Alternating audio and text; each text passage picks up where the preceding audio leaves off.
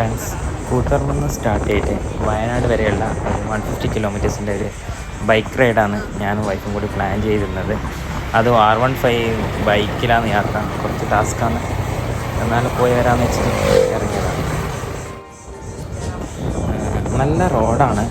നല്ല road means എന്ന് വെച്ചാൽ കുന്നും കൂടിയൊക്കെ ഉണ്ടെങ്കിൽ കൂടി വിഷ്വൽസ് ഭയങ്കര ബ്യൂട്ടിയാണ്. പിന്നെ നല്ല കോൾഡുമാണ്. നല്ലൊരു എക്സ്പീരിയൻസാണിത്. അത്യാവശ്യം എല്ലാവരും പോയിട്ടുണ്ടാവും. എന്നാൽ കൂടി ബൈക്കിലൊരു ഫാമിലി ട്രിപ്പൊക്കെ ഞാൻ ഉദ്ദേശിച്ചത്ര ടഫായിരുന്നില്ല. പ്രത്യേകിച്ച് R15 പോയിട്ട് വരുന്നത്. പക്ഷെ ഒരു പ്ലസൻറ്റ് ജേണി ആയിരുന്നു. ആ പ്ലേസസിൻ്റെ വീഡിയോ ഇതിലില്ല. നമ്മൾ അത്യാവശ്യം കവർ ചെയ്തായിരുന്നു, പക്ഷേ വീഡിയോ മിസ്സായി. അപ്പോൾ ഇതിലുള്ളത് ഞാൻ എന്തൊക്കെയാണ് കണ്ടതെന്നുള്ള വീഡിയോ എടുത്തതിൻ്റെയൊക്കെ പറഞ്ഞുതരാം. പോയതൊന്ന് മുത്തങ്ങ വൈൽഡ് സാഞ്ചുറിയിലാണ്.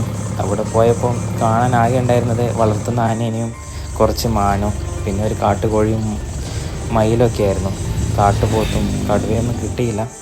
നമ്മളെ ബേട്ടിലൊക്കെ ആയിരിക്കും. പക്ഷേ 99% പോകുന്നവർക്കും ഒന്നും കാണാൻ കിട്ടാറില്ല. അത് കാട്ടിൻ്റെ ഉള്ളതിനേക്കാളും കൂടുതൽ മാനിനെയൊക്കെ റോഡ് സൈഡിലാണ് കാണാൻ കിട്ടുന്നത്. പക്ഷേ അവർ കാട്ടിൻ്റെ ബ്യൂട്ടിയൊക്കെ ഒന്ന് ആസ്വദിച്ച് വരാനുള്ള നല്ലൊരു ലൈഫാണത്. പിന്നെ ഒരു ജീപ്പ് സഫാരിയാണ്. ഒരു ജീപ്പിൽ 7 members അലൗഡാണ്. 2 ആളാണെങ്കിൽ 7 പേരാണെങ്കിലും ഒരു 700 rupees കൊടുത്തിട്ട് വേണം ആ ജീപ്പ് സഫാരി എടുക്കാൻ. പിന്നെ ഫുള്ള് ഇതിൻ്റെ ചായത്തോട്ടങ്ങളാണ്, തേയിലേൻ്റെ. അതും നല്ല ബ്യൂട്ടിയാണ്. പക്ഷേ അട്ടയുണ്ടാവും, അതൊന്ന് ശ്രദ്ധിച്ചാൽ നല്ലതായിരിക്കും. പക്ഷെ എന്താ സംഭവം എന്ന് വെച്ചാൽ രാവിലെ 7 മണിക്ക് പോയിട്ട് അവിടെ രജിസ്റ്റർ ചെയ്താൽ മാത്രമേ നമുക്ക് ട്രെക്കിംഗ് അലൗഡോ. അല്ലെങ്കിൽ നമുക്ക് ട്രെക്കിംഗ് സ്റ്റാർട്ട് ചെയ്യാം, പക്ഷെ ഒരു 1.5 kilometers പോയിട്ട് തിരിച്ചു വരേണ്ടി വരും. അവിടെ ഒരു ലൈറ്റ് ഹൗസ് ഉണ്ട്, അതുവരെ നമുക്ക് പോകാനുള്ള അലൗഡുള്ളൂ. നമ്മൾ ചുമ്മാ അവിടത്തേക്കൊക്കെ ഒന്ന് പോയി വന്നായിരുന്നു. കാട് കാണാനുള്ളൊരു ഭംഗിയുണ്ട്. അതല്ലാണ്ട് എഫേർട്ടൊന്നും എടുക്കേണ്ടി വന്നില്ല, ചെറിയ ദൂരമായതുകൊണ്ട്. പിന്നെ നമ്മളവിടെ ചെയ്തൊരു ആക്ടിവിറ്റി എന്ന് പറയുന്നത് നമുക്ക് സിപ്പ് ലൈൻ റോപ്പ് കൂടി പോകുന്നതാണ്. പെർ ഹെഡ് 300 rupees ആണ്. ഒരു 400 meters ഒരു 500 meters ലെങ്ത്തുള്ള ലൈനായിരുന്നു.